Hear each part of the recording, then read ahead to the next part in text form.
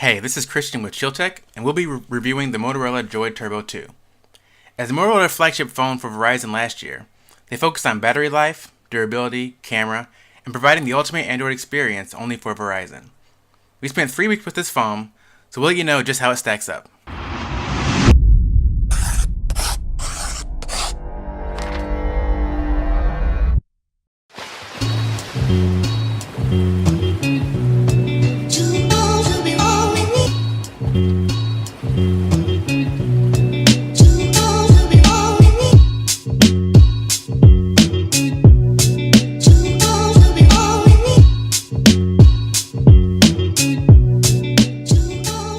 Let's look at the specs.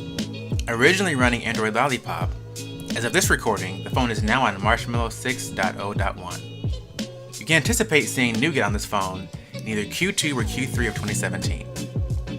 As for horsepower, this phone sports the Snapdragon 810 octa-core CPU with the Adreno 430 GPU.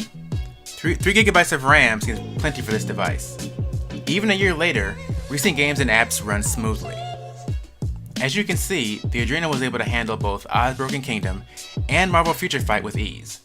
Gaming should be no problem with this device. Storage options are 32GB and 64GB, with additional expansion available via the microSD card slot. The gesture didn't seem useful or practical until I used them a bit. I found that after some time, it became second nature.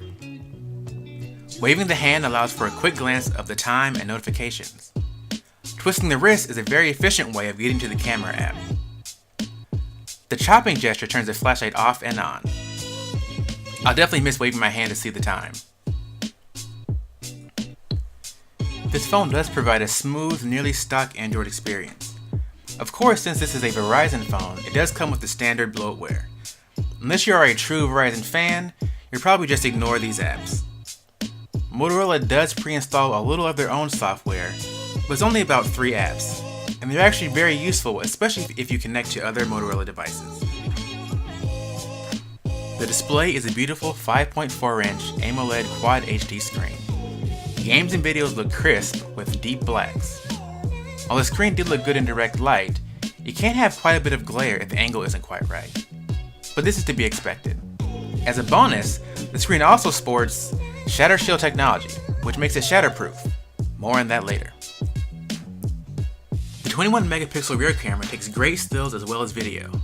It supports a burst mode, 4x digital zoom, night mode, video stabilization, and auto HDR. Video can be shot at both 1080p and 4K at 30 frames per second. We were a little disappointed that 60 frames per second wasn't an option, but this shouldn't be a deal breaker for someone looking for a mid-range device. HDR video is also an option at both resolutions. Slow motion video is available and performed admirably in our testing. It won't blow you away, but the option is still there. The front-facing camera is 5 megapixels for those all-important selfies. A flash is also included on the front for those low-light shots.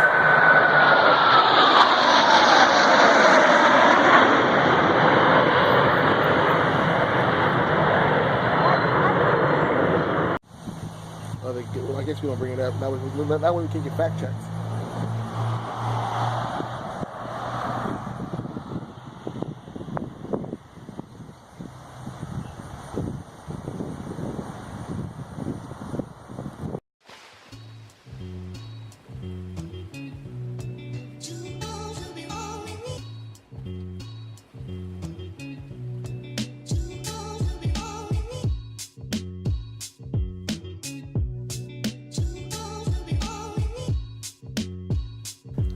While it didn't quite live up to the expected hype of a super amazing battery, this phone was able to last all day on a full charge, which is very important.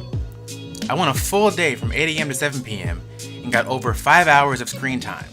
This was with moderate use. The turbocharge feature works exactly as advertised and is super fast. The charger is actually 25 watt, which is pretty hefty. Also surprisingly, the charger did not even heat up during charging, which makes me more comfortable using this turbocharger for my device. As far as customization, there are many options here available via the Moto Maker. Now while the Verizon store only has the 32GB version available, you can still get the 64GB version on the Motorola website. Additional customizations include the front and frame, the back, accents, engravings, as well as a custom greeting. At 6 ounces and 9.2 millimeters thick at the largest point, this curved metal phone is super sturdy. But how does it hold up to some real-world drop tests? We were hesitant to test this, but we pressed on for the sake of science.